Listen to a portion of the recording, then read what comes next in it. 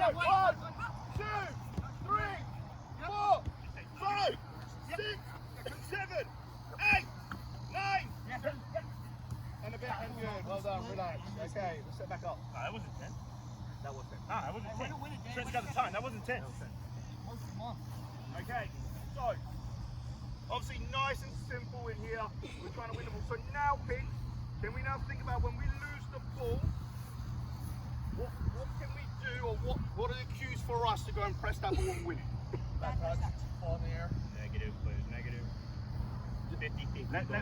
Let's imagine we're not coaches. So like you said, reading those cues, bad touch, somebody like you see that I'm not left footed, the ball goes on the left foot, how can we go and press it, etc, etc. So now you're challenging your players now to actually understand and think about the game rather than just going through the motions. Think about the game. And then lastly, all I'm going to say, Pinks, is when a player is negative in the green, that is your trap moment for you to go and win the ball. And you've got to press them really quickly. You've got 10 seconds to win it, okay? All right, let's go live. Last one. Come in. 7, 1. Good. Win it. Oh, that's right. Yeah. Oh, Good. Yes, 10, 9, 8, 7, 6, 5, 4, 3, 2, 1. I know, we forced a bad ball. We forced a bad ball. No change of possession.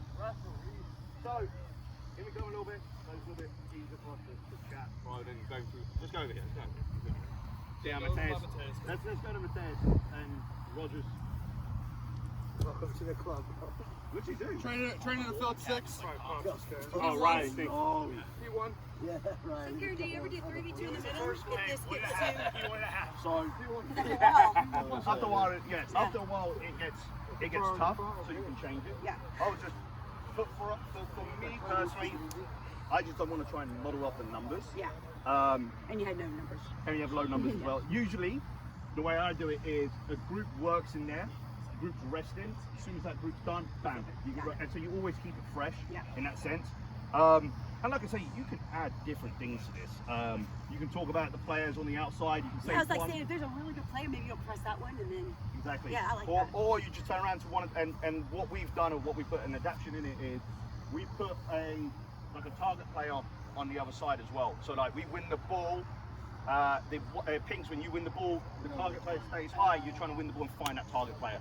You know what I'm saying? And that's your target. Or you put a goalkeeper in. You're trying to find the goalkeeper out. So either you put a goal there, you clip the ball to the goalkeeper, catch, game's dead. Little things like that, you can adapt to it. And like I said, it's all. The best thing about these sort of drills is your spacing, where you are. These sort of sessions, if you didn't know, we have to go to New Orleans on a Tuesday on the turf, and there's 4 teams sharing one field in Lafayette Park on the turf fields. So I have literally a corner to get sessions done for an hour and a half. And so it's always good to do sort of stuff like this, especially when the ball's moving on that turf and their touch gets a little bit better. But gets a little bit better, it helps them with that stuff as well. So that was a little taster.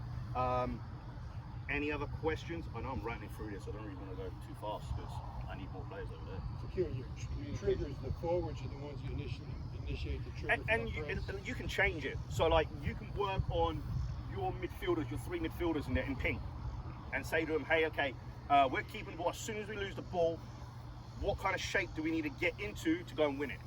We have to stay compact. If say one pink is there, like Alex is there, Stanley's all the way over there, and one pink's in the middle, there's lines that they can play through. And then your session is also now saying, hey, look, we're trying to break the lines. How do you deny that space?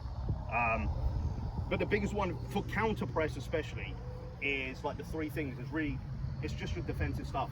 Getting compact, understanding your job roles and your duties, and then winning that ball quickly. Who's the closest person to go and press the ball?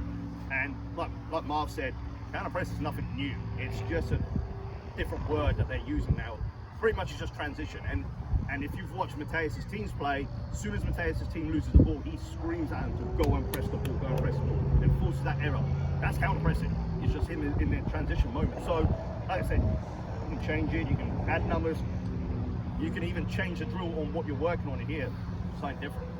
Playing through the line, saying, look, we win the ball, play through your middle person, play out. Simple or simulations. Any questions? You're on the right side. I'm gonna go to Hey, David, you and Jacob. There we go. Look at that. Fantastic. Perfect. Oh, did you Communication. Communication off. Okay, so alright, so a little bit different. So it's moving on from there to this one in here.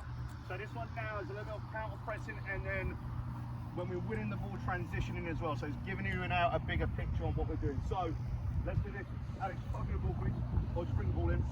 Melissa, can you step this side of the cone into from this side to this side, and then Paul, if you want to step in just this way, there. Stephanie, stay high for me.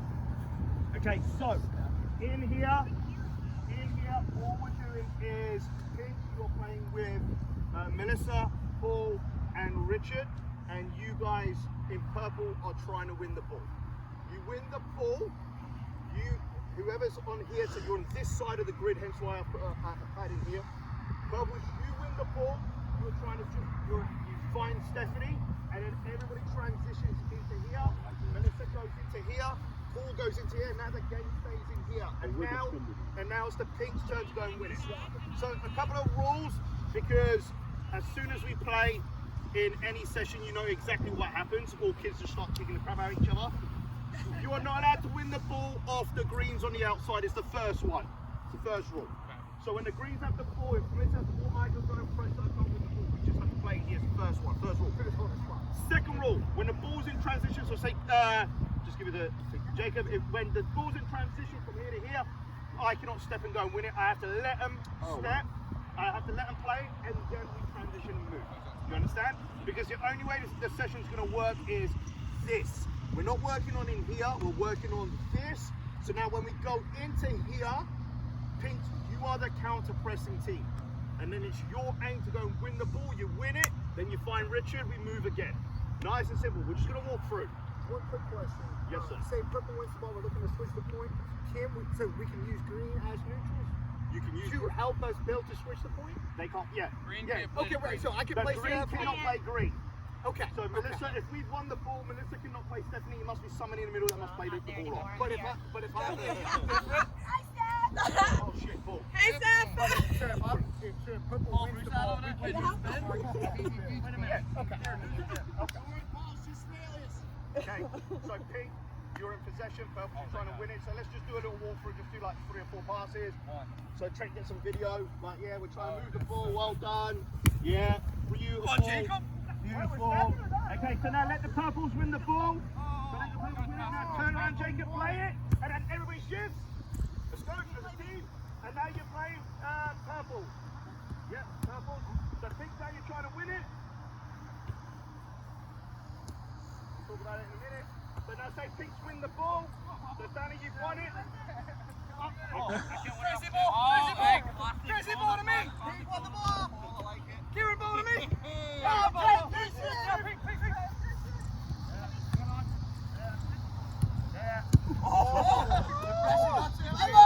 Play. Play. You're playing good. Yep. Watch your ACLs there. Yeah. They won it. And it goes on. And let's relax there. Freeze. Okay. So let's talk about, because these guys are here. Let's come this way because these guys are on this side. We're gonna have to finish here faster. Okay. So let's talk about the transition in a moment in here. So when the ball goes to the other side, the defending team, just like in there, you have 10 seconds to win the ball. And it's really quick. So like you're pressing to win the ball. And then after that, we'll talk about shape. So let's leave the ball. Which side are you pressing? We're pressing on that side. You're pressing that side? Right. We're Okay. maintaining possession. Alright, let's maintain possession and then let's just give one bit of pressing in here. Alright? So Purple's going with try and win the ball. No, Purple's a play. Are you maintaining in here? That's it. Alright, let's let Purple win it. And let Purple win it. seconds. Go. 1, 2, 3, 4, 5, 6, 7, 1, go win it. 8. You said I can't defend that.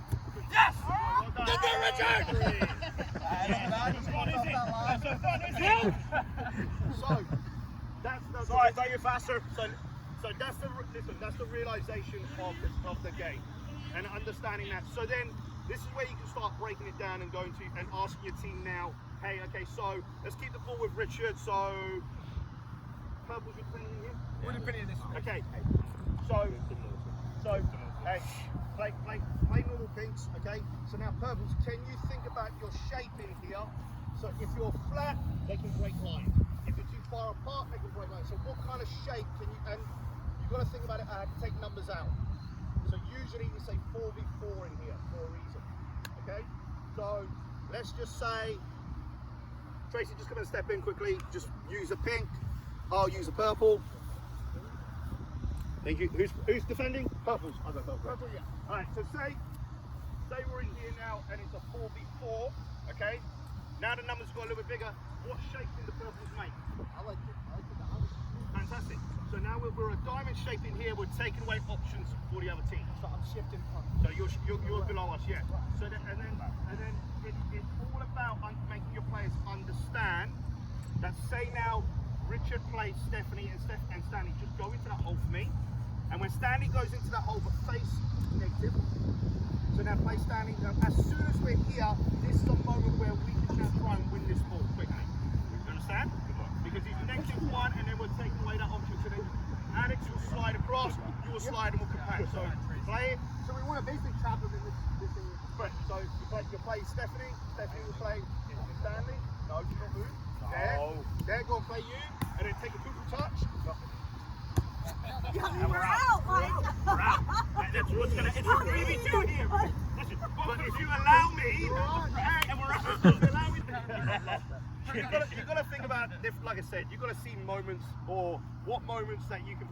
9 times out of 10 that kids ain't that good enough to understand to do that sort of stuff, right? I agree. So it's all about trying to press the ball and then understanding. So say now you've got out of it and now say the ball's swung and gone to David. I'm not doing this in the game and forgetting my defensive duties now and going like this and attracting the ball. When I do that, like Stanley, and then all of a sudden now we're caught in this game here of just chasing it. And that's what happens in the game. So it's all about, hey, it's all about talking to your players and understanding those terms. And the flip side is you can change this. You can go, okay guys, we're going to work on our defensive shape to win the ball. Forget counter pressing in here. And then you teach your kids, okay, let them have the ball. Let them have the ball until you see a bad touch or you find the dog in the field. You find the dog touches the ball, you press them and you win the ball straight away off that dog. Are you taking the dog? No, yes, but He's waiting for the trigger. He's waiting for the trigger. Waiting for the trigger. There's one portion of the exercise where we use it, purple gets it, and we have to let them play across. Yeah. How does that directly connect to here where we're saying as soon as you use the ball, press directly? Like press immediately after. Kiran to fix this problem here. But the transition and what we just worked on in the small exercises, we lose it, go and get it right back.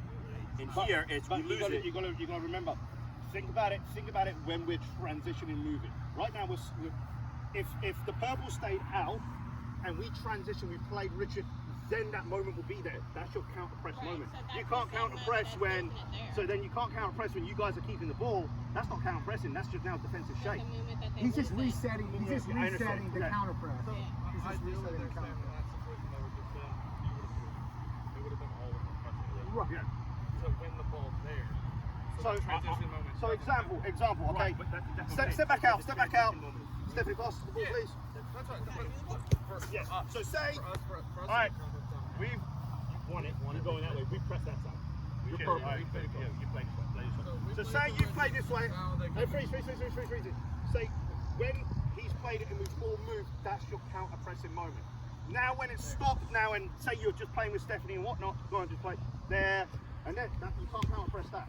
Is that now they're just pressing, so now you're just waiting. You're just in your shape. You're just in your shape. So then that's why you just flip. The counter press moment is that transition moment. Hence why counter press is transition. That's how you You're simplify just it. resetting the counter. Yes. By playing the ball the other way. That's why you put the 10 seconds, is because it's only a Correct. And that goes back to what David said. That's why there's that moment of when the transition's on, you're telling them, hey, you have got 10 seconds, 8 seconds, whatever, to win that ball. Because then if they get out of it, if you don't win the ball in that 10 seconds, then you're just gonna have to wait, win it, and then the next one's the next moment in that game. Yeah. Understand? And like I said, you can manipulate it and you can talk about your number systems. Usually what I do, because I'm fortunate enough, I have a goalkeeper here and a goalkeeper there with their gloves on. So when we're clipping the ball, it's clipping the ball to the goalkeeper's hands. They're rolling out games live. These are our wingers or our outside backs. So they are moving up and down, and you can add double. So what I do is you have 2 here, 2 either side. So with that transition moment, whoever was here must go that way, and then they must go down this way. So they're flipping and flopping as well. So everybody's moving. And then, like I said, you just talk about different angles. So obviously, Richard's there, Stephanie's there. So then what type of angles can Melissa make to make sure that she's connected with the team in possession? So say, it's pinks or purples? Pink. Okay. So there we go. So then you're playing as a 6 in there. David's one high, and this is now your winger. You're down in here. Because she's here, you don't want both your wingers down. Well, wouldn't it also depend on how they transition? Like if she's in front, But that's what I'm saying. That's the game. That's the game that you're trying to teach them. So that's your teachable moments. That's not me saying that that's what you have to do. That's the blueprint. That's your coaching. That's your coaching point, which you're making. Absolutely. Right? All right, let's try and walk through again. Who's in possession? Purples, pinks. Pinks. All right, let's try and walk through. Pinks are in possession. All right. Pinks are in possession. Purple's gonna win the ball. So Alex is gonna win it. Right. There we go. And then let's go. Try and walk. Let's go. And then obviously then just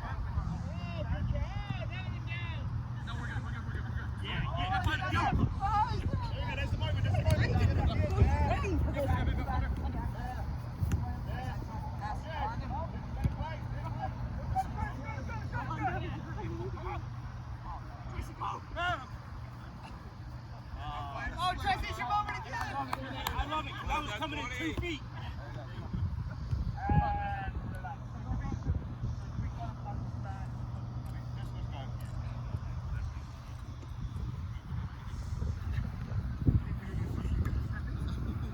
You said we can't, so I had to. I got him on the spot. Now we have subs. Hey, Chris.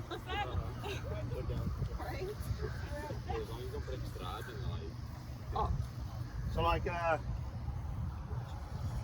we walk to Roger. Right, let's walk to Roger, man. Okay. Walk to Roger, man. Roger's going to come in and step in as the number 9 here.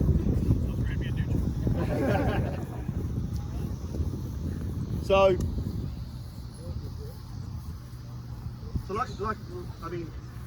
like I said, for hopefully you guys can manipulate it and change it to what you guys want to do and work on. Like I said, counter pressing really is just it really is just your transition from attacking to defending. That's simplified. That's how it is. So you can then start adding your numbers and now talking about your system of play, etc. You can work on your holding mids, what you want your holding mids to do in and out of possession, what you're looking at your wingers, your 7, 11, etc. Your 8 and 10. What are you looking for your number 9 to do when we've won the ball? Our number 9 is staying a little bit higher where the red pad is, so they're our outlet for us to turn and play the other way. Do you understand? So little things like that. And like I said, a lot of things that we do see is a lot of this stuff we don't involve too much of the goalkeepers. So make it goalkeeper specific as well. So like you say, you add your goalkeepers at the end, give them stipulations. Hey, ball's in the air, you must play with your feet. Or hey, I want you to catch it, roll it and play. Simple things like that, their communication. And then you can start adding them and saying to them, hey look, when the ball's in here, they're staying in the middle of the field. They're staying connected higher. So now they're connected to the game, and as soon as they win the ball, they know they have to drop back, and then the next goalkeeper comes out. Little things like that, like I said, you can add and change. And like I said, all the sessions and all the different things that we all do, it's your own thoughts and your own spins into it, into the sessions. That's coaching sessions. That's really what it is. Is hey, I see this. What can I do to manipulate that to make it work for my team or for the team that I'm coaching? And like I said, it's different things that helps your team understand the game. The game is very simple, and that's what I try and explain to our kids. Game is so simple. There's just so much different terminology because we're in the US. Everything has to have a rebrand every 3 years. So there's so many different terminologies. There's so many different styles and this and that, and you got to do this, you got to do that, and you get brainwashed that you need. It's a simple game. It really is. And I think if we as coaches simplify the game, it's easier for our kids. Because if you start, even like looking back when I was coaching some teams and some of the stuff I was saying to the players, and then I get frustrated why they couldn't execute it, because they have no idea what the hell I'm talking about. I'm just spitting out words to them. So it's the same thing. Just keep it simple. Really keep it simple. And like I said, all the sessions you can manipulate, and it kind of, that's why in the GA we are looking to counter press quickly, because if we, and Chris will tell you, you sit back against teams like Lafouche and SDL national champions, they will eat you alive. Eat you alive. And so you have to try and put something against them. You play a low block, they're just going to eat you. You play a high press, they may break the lines, and you have to force them to play ugly, because most teams like to play tiki-taka, force them to play ugly. So when you're counter pressing a team, they have to go out of playing normal and playing out and finding their 6, 8, etc. Force them to go ugly, force them to go long, force them against something that they are not used to doing. And it's like chess. That's how you kind of manipulate the game.